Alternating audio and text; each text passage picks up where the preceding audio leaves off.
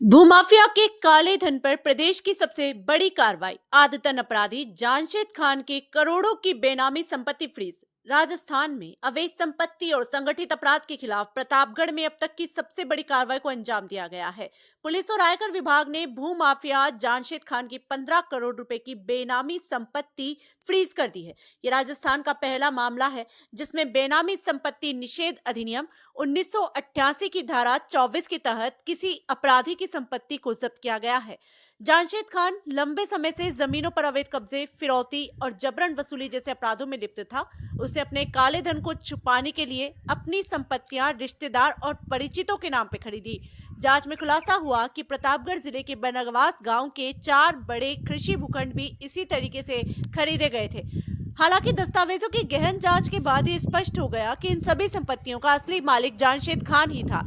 तत्कालीन पुलिस अधीक्षक अमित कुमार बुडानिया ने जब इस मामले की जांच शुरू की तो उन्हें शक हुआ कि संपत्तियों की खरीद में अवैध धन का इस्तेमाल हुआ है। इसके बाद उन्होंने पूरी रिपोर्ट तैयार करके आयकर विभाग से इन संपत्तियों को फ्रीज करने की सिफारिश की।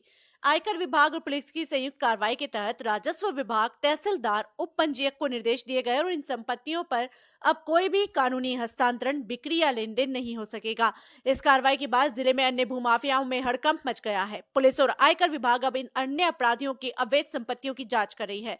गौरतलब है कि समाज सेवी मुस्तफा बोहरा आत्महत्या मामले में भी जामशेद खान का नाम सामने आया था। अगस्त 2023 में मुस्तफा बोहरा की आत्महत्या के बाद जामशेद खान के खिलाफ फिरौती और अन्य गंभीर धाराओं में मामला दर्ज किया गया था। जामशेद खान भूमाफिया, फिरौतीबाज और दलाल के रूप में सक्रिय था। अगर किसी और अपराधी ने इसी तरह काले धन से संपत्ति बनाई होगी तो अब उन पर भी कड़ी कानूनी कार्रवाई हो सकती है।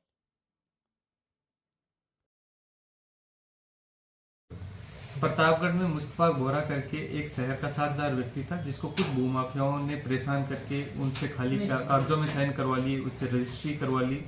इस तरह उसको इतना प्रताड़ित किया कि उसकी जमीनों पर कब्जा कर लिया। अंत में उस व्यक्ति ने सल्फास खाकर आत्महत्या कर ली। इसी पर पुलिस ने आत्महत्या के उकसाने के मामले में जामशेद सहित उसके साथियों को गिरफ्तार किया था। जब इस मामले का अनुसंधान किया जा रहा था तो ये तथ्य सामने आया कि जामशेद भूमाफिया की एक्टिविटी कई सालों से कर रहा है और वहाँ के लोगों से इस तरह परेशान कर करके और अवैध धंधों से कमाई हुई प्रॉपर्टी को बेनामी रूप से कई लोगों के नाम करवा रखी है। जब ये तथ्य सामने आए तो इनकम टैक्स की जो बेनामी सेल में वहाँ के संबंधित अधिकारी हैं उनको हमने एक डिटेल्ड रिपोर्ट उसकी लगभग 10 प्रॉपर्टियों के आसपास की भेजी थी, जिसमें उसकी लगभग 12 से 15 बीघा की एक शहर में ही अवस्थित एक लैंड थी जो लगभग 10-12 करोड़ की बाजार कीमत की थी।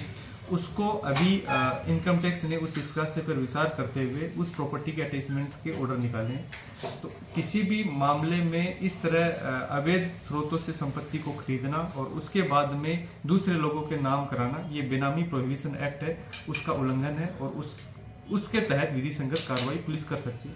तो हमने कोशिश की कि किसी भी तरह भूमाफिया अगर लोगों को परेशान करके इस तरह अवैध धंधों से प्रॉपर्टी बनाता है और उसके बाद नाम कराता है तो उसकी संबंधित जो विभाग है उसको सूचना प्रेषित कीजिए। तो इसमें क्या जो आगे किस तरह के ऑर्डर दिए गए हैं? ये अभी जो वहाँ के सब रजिस्ट्रार और तहसीलदार हैं प्रतापगढ़, उनको ऑर्डर ये दिए गए हैं कि इन प्रॉपर्टियों का स्थानांतरण नहीं हो पाए और उसके बाद में आगे एडजुडिकेटिंग अथॉरिटी है वो इसका फैसला करे, जिसमें जो जिन लोगों की गई है वो अपना पक्ष रखने के लिए स्वतंत्र रहेंगे। अभी हाल फिलहाल के लिए जिस प्रॉपर्टी की मैंने बात की उस प्रॉपर्टी का अटैचमेंट ऑर्डर्स हो गए।